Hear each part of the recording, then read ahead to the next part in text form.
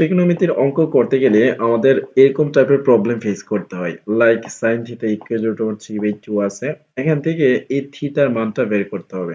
এখন একটা ফাংশন থেকে কিভাবে থিটার মান বের করা যায় আসলে সেই জিনিসটা আমরা যদি একটু দেখি, এখানে সাইন থিটা আমরা লিখি, সাইন কত ডিগ্রির মান root over three by two সেটা আমাদের জানা লাগবে।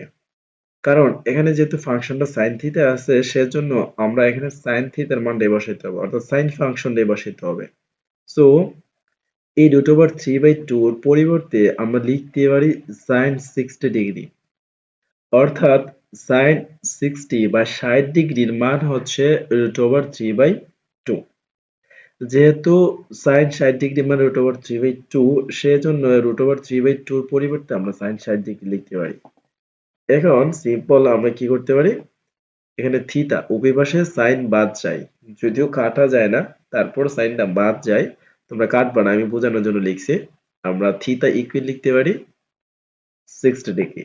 সো এইভাবে মূলত এই একটা ফাংশন থেকে থিটার মানটা বের করা যায়। ওকে, সো আরেকটা एग्जांपल আমরা দিই, ধরো লাইক আচ্ছা সাইন না, ধরো আমরা দিই cos cos থিটা ইকুয়াল হচ্ছে ধরো 1/√2।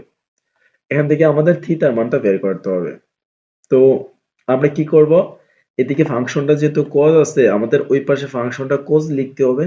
সো আমরা এদিকে লিখি cos থিটা ইকুয়াল cos কত ডিগ্রির মান 1/√2, সেই জিনিসটা আমাদের জানা লাগবে।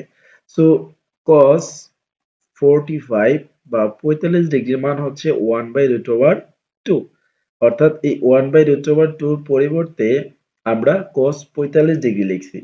কেন লিখছি cos, এই পাশে cos আছে সেজন্য আমরা উপর পাশে cos লিখছি। sin 45 ডিগ্রি মানও কিন্তু 1/√2।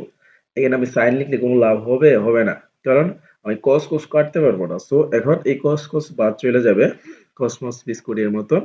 থিটা ইকুয়াল আমরা লিখতে পারি 45 ডিগ্রি। এটা হচ্ছে সৃজনশীল অঙ্ক যখন সমাধান করবা স্টেপ বাই স্টেপ, তখন এই প্রসেসিং অনুসারে তোমাকে লিখতে হবে। ওকে, সো এগুলা বেসিক জিনিস, এগুলা জানা দরকারি।